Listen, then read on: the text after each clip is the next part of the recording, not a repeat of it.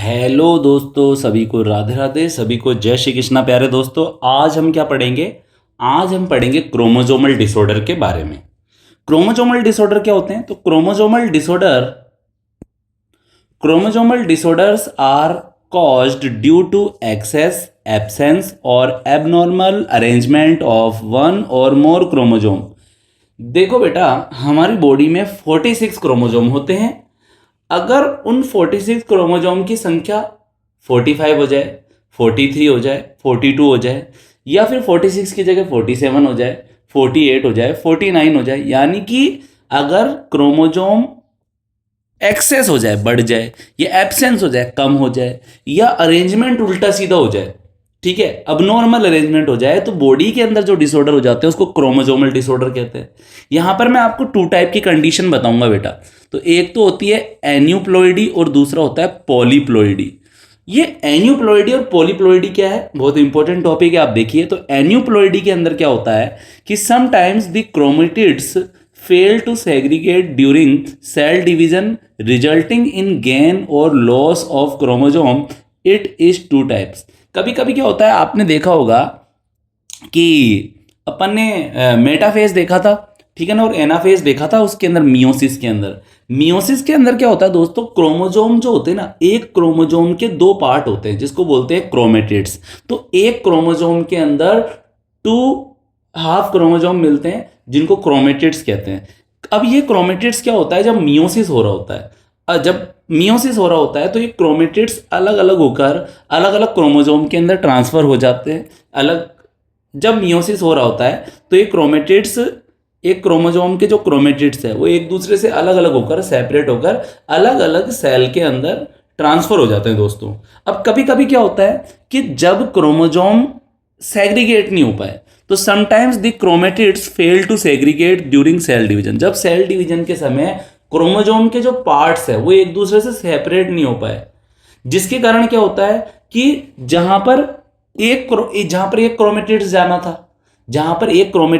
था, वहां 2 क्रोमेटिड चल जाते हैं, और जहां पर क्रोमेटिड्स जाना था वहां जा ही नहीं रहा है। तो मतलब जैसे आप देखिए कि ये जो क्रोमोजोम है ना, ये जो क्रोमोजोम है, इस क्रोमोजोम के है ना अंदर है ना, इस तरह से ये है एक क्रोमेटिड्स और ये है दूसरा क्रोमेटिड्स। तो एक क्रोमोजोम के जो 2 हाफ क्रोमोजोम होते हैं ना, इन्हीं को क्रोमेटिड्स कहते हैं। अब कभी कभी क्या होता है, ये जो क्रोमेटिड्स होते हैं ये सेपरेट नहीं हो पाते हैं। तो सेपरेट नहीं हो पाएंगे तो क्या होगा, एक साथ 2 क्रोमेटिड ट्रांसफर हो जाएंगे एक सेल में, और जो दूसरी जो सेल है उसमें क्रोमेटिड्स की कमी हो जाएगी। तो इसमें अपन क्या बोल सकते हैं कि यहां पर देखो, यहां पर अब एन्यूप्लॉइडी क्या हो रहा है, sometimes the chromatids fail to segregate during cell division resulting in gain और loss of a chromosome. It is 2 type. एक तो होती है ट्राइसोमी, एक होती है monosomy. Additional copy of a chromosome in an individual. अगर किसी सेल के अंदर या किसी इंडिविजुअल के अंदर एक क्रोमोजोम बढ़ जाए, एडिशनल कॉपी हो जाए, तो उसको ट्राइसोमी बोलेंगे। जैसे 2n+1, 2n का मतलब होता है 46 क्रोमोजोम, और 1+1 का मतलब क्या है, 2n का मतलब होता है 46 क्रोमोजोम, और +1 का मतलब है कि एक क्रोमोजोम बढ़ गया, ठीक है। दूसरी कंडीशन क्या है, मोनोसोमी। मोनोसोमी का मतलब क्या होता है दोस्तों, lack of copy of a chromosome in an individual. अगर सेल के अंदर या इंडिविजुअल के अंदर क्रोमोजोम की कमी हो जाए तो अपन क्या बोल सकते हैं, 2n-1, 46-1, 45 क्रोमोजोम ही रह जाएंगे। एक कंडीशन और होती है दोस्तों, इसको बोलते हैं पॉलीप्लॉइडी। पॉलीप्लॉइडी के अंदर क्या होता है, failure of cytokinesis after telophase stage resulting in an increase in whole set chromosome in an organism. कभी कभी क्या होता है भैया कि अगर टीलोफेज के अंदर क्या होता है, जो क्रोमोजोम जो होते हैं या जो क्रोमेटिड्स होते हैं वो अलग अलग पोल पर चल जाते हैं और अलग अलग उससे न्यूक्लियस बन जाते हैं। तो मैं बोल सकता हूं कि एक सेल में 2 न्यूक्लियस बन जाते हैं, ठीक है ना। यहां तक आ रही है बात आपको समझ में। और यहां पर आप देख सकते हो उसके बाद में साइटोकाइनेसिस होता है। तो साइटोकाइनेसिस का मतलब होता है डिवीजन ऑफ साइटोप्लाज्म। अब कभी कभी क्या होता है, जब कैरियोकाइनेसिस हो जाए, मतलब दो न्यूक्लियस बन जाए, क्रोमोजोम भी डबल हो जाए। लेकिन कैरियोकाइनेसिस होने के बाद में अगर साइटोकाइनेसिस फेल हो जाए, साइटोकाइनेसिस नहीं हो, तो आप देख सकते हैं कि जो सेल है उसके अंदर क्रोमोजोम के पूरे सेट ही डबल हो जाते हैं दोस्तों। तो इसी कंडीशन को अपन क्या बोलते हैं, पॉलीप्लॉइडी कहते हैं। ठीक है, तो failure of cytokinesis after telophase stage resulting in an increase in whole set chromosome in an organism. तो दोस्तों अब अपन देख लेते हैं ऑटोसोमल डिसऑर्डर के कुछ एग्जाम्पल। जैसे अपन देख लेते हैं डाउन सिंड्रोम। तो यहाँ पर क्या होता है, 46 की जगह 47 क्रोमोजोम हो जाते हैं। 2n+1 बोलेंगे इसको। 2n मतलब 46 प्लस 1 मतलब, तो 46 + 1 कितने हो जाएंगे दोस्तों, 47 क्रोमोजोम हो जाएंगे। क्यों होता है ये, additional copy of chromosome number 21 और ट्राइसोमी ऑफ क्रोमोजोम 21। जब 21वें नंबर के क्रोमोजोम के अंदर 2 की जगह 3 क्रोमोजोम हो जाए तो इसको बोलते हैं ट्राइसोमी ऑफ क्रोमोजोम नंबर 21। कि जो 21 नंबर के क्रोमोजोम है वहां पे 2 क्रोमोजोम होने थे लेकिन 3 हो गए, तो उसको बोलते हैं ट्राइसोमी। तो एक क्रोमोजोम बढ़ गया, 47 हो गए। कितने हो गए, 47 हो गए।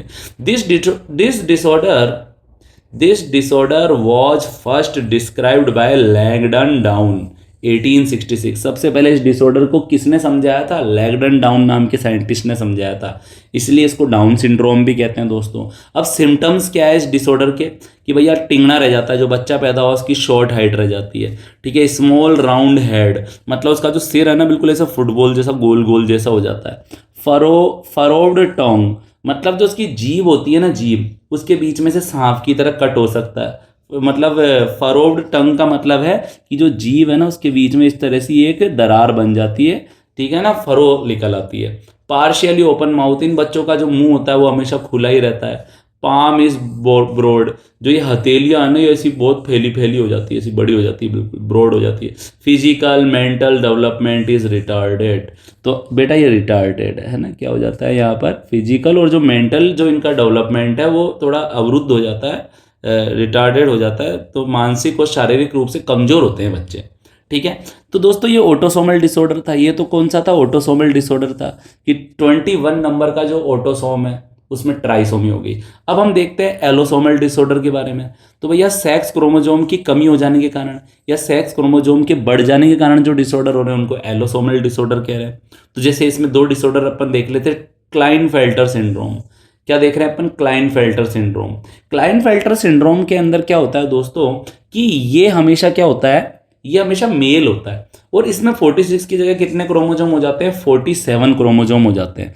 तो the presence of an additional copy of X chromosome resulting into an karyotype of 44 + XXY have 47 chromosome 2n+1। इसका मतलब क्या है दोस्तों, कि जब किसी पैदा हुए मेल बच्चे के अंदर एक एक्स क्रोमोजोम ज्यादा हो जाए तो उसका जीनोटाइप, अब देखो बच्चे का जीनोटाइप ऐसा होगा मेल का, एक लड़के का, लेकिन उसमें अगर एक एक्स क्रोमोजोम ज्यादा हो जाए तो उसका जीनोटाइप ऐसा हो जाएगा XXY। और 46 की जगह कितने क्रोमोजोम हो जाएंगे उसकी बॉडी में, 47 क्रोमोजोम हो जाएंगे, जिसको 2n+1 भी बोल रहे हैं। ठीक है, अब ऐसा क्यों हुआ, तो ऐसा इसलिए हुआ दोस्तों, कभी कभी क्या होता है, कभी कभी क्या होता है, जैसे स्पर्म है, ठीक है, ये वाई क्रोमोजोम वाला स्पर्म है और गलती से है ना डिफेक्टिव ओवम बन गया, डिफेक्टिव अंडा बन गया। अब पता है आपको, एक एग में हमेशा एक ही एक्स क्रोमोजोम होता है फीमेल के, लेकिन कभी कभी कुछ डिफेक्टिव एग बन जाते हैं जिसमें एक साथ है ना 2 एक्स क्रोमोजोम आ गए थे जो सेपरेट नहीं हो पाए थे।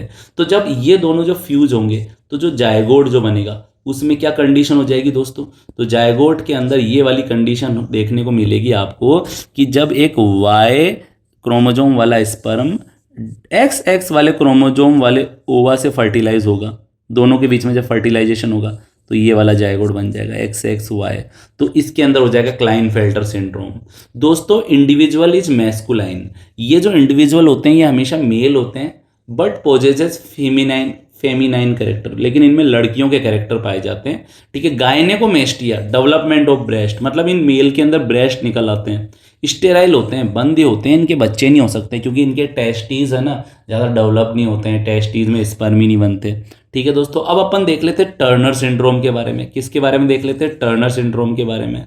दोस्तों टर्नर सिंड्रोम का जो डिसऑर्डर होता है ना हमेशा फीमेल्स के अंदर होता है। टर्नर सिंड्रोम वाला जो इंडिविजुअल होती है ना वो हमेशा एक लड़की होती है।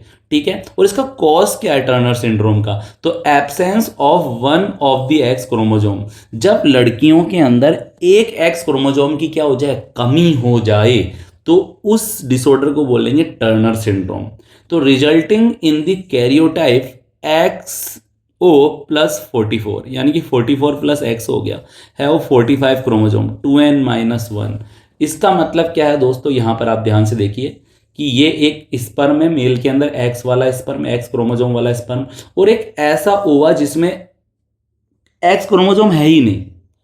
ठीक है दोस्तों, कभी कभी डिफेक्टिव ओवम, भैया ऐसे ऐसे डिफेक्टिव ओवम बन जाते हैं जब औरतों की एज ज़्यादा हो जाती है, तो ओवम बनने में है ना डिफेक्ट आ जाता है।